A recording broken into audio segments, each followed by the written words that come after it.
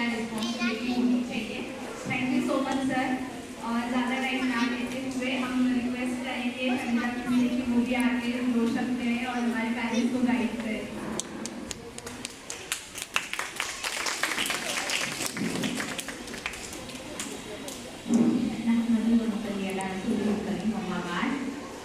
Kami sering wैसे हमारी मखलूक में लिसानी अल्लाह के नाम के साथ जो बड़ा मेहरबान हमको ब्लेस करने वाला है। अस्सलाम वालेकुम रहमतुल्लाहि व बरकातहू। कैसे आप सब? अल्हम्दुलिल्लाह आप सबको खैर और तंदुरुस्ती की हालत में रखें। खुशी तो हो रही है पर दुख भी बहुत है इस बात का कि मेरे पास मॉर्निंग सेक्शन में 400 बच्चे हैं और यहाँ तादाद वालिदैन की उंगलियों पर गिन सकते हैं हम लोग। 400 में से 10% भी पेरेंट्स नहीं आए। बाकायदा आपको दावतनामा दिया गया था कल। अफसोस सद अफसोस अवेयरनेस है ही नहीं। बुलाया गया स्कूल में मीटिंग है, वो भी हमारी तरफ से नहीं, डीमार्ट वालों की तरफ से आपको मीटिंग का दावतनामा मिला। जब कोई इन्विटेशन कार्ड आता है शादी वगैरह का, कितनी तैयारियां कर लेते हैं हम लोग, है ना। तो ये भी एक दावत ही थी, आपको आम दावत थी, इसमें खाना पीना नहीं था, लेकिन जो था वो आपके बच्चों की रूह की ग़िज़ा थी, वो आज सर्व किया जा रहा है आपको प्लेट में। ऐसे लेक्चर्स के लिए आपको पैसे देकर ऐसे लेक्चर अटेंड करना पड़ते हैं, काउंसलिंग कराई जाती है और बड़े बड़े स्पीकर्स आते हैं। तो आपकी खुशनसीबी है कि बिना कोई पेमेंट, बिना कुछ दिए आपको ऐसे काउंसलर मिल रहे हैं।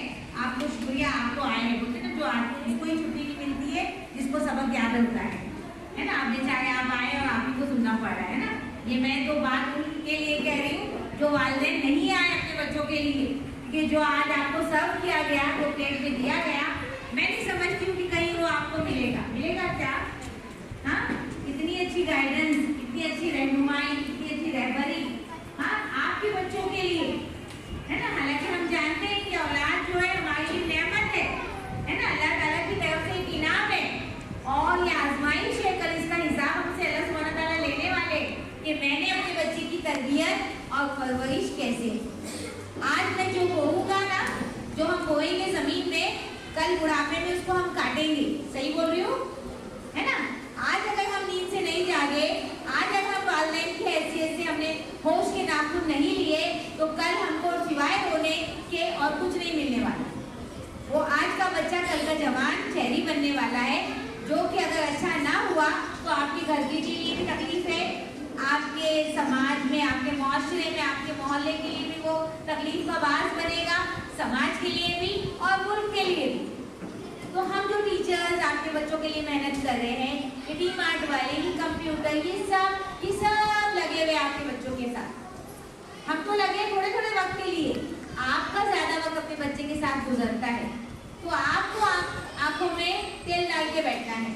और आज टेक्नोलॉजी का जमाना है ना। हमारे जमाने में जब हम छोटे छोटे हुआ करते थे, तब इतनी फिक्र नहीं होती थी हमारे वालिदैन को। आज बहुत फिक्र करनी है, क्योंकि मोबाइल जो है मुफीद भी है, फायदेमंद भी है, नुकसानदेह भी है। वो कैसे? हम जानते हैं ना मोबाइल का इस्तेमाल कैसे करना चाहिए, बच्चा तो नहीं जान रहा है। तो जब उसको हम वो चीज़ दे रहे हैं तो उसकी निगरानी करें, उसको देखें कि वो पढ़ाई कर रहा है या कुछ और कर रहा है। मैं नहीं बोलूँ कि मोबाइल मत दो, लिमिट, टाइम टेबल बनाइए अपने बच्चे का।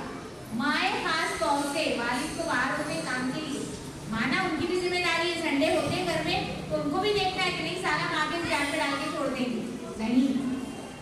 दोनों वालिदैन, माँ और बाप दोनों की जिम्मेदारी है अपने बच्चे की तरबियत और परवरिश बचपन से देखते हुए करे।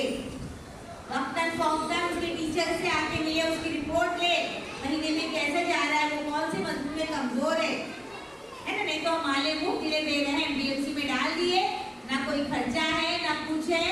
कभी चले गए गाँव, कभी कहाँ, कोई फिक्र नहीं पड़ी, टीचर को इन्फॉर्म नहीं करना है, कुछ नहीं। तो अगर आप ऐसे रहेंगे ना, तो मैं नहीं समझती कि आपका बच्चा बड़ा होकर कोई अच्छी जगह या अच्छी, अभी कितनी सारी एग्जाम्पल्स, कितनी मिसालें आपको इनके काउंसलर, डीमार्ट के काउंसलर सर ने अभी आपको दिए हैं कि कैसे कैसे बच्चे जो है अगर पढ़ाई लिखाई में नहीं आगे आते, तो सलाहियतों की बिना पर बच्चा कहाँ से कहाँ पहुँच सकता है।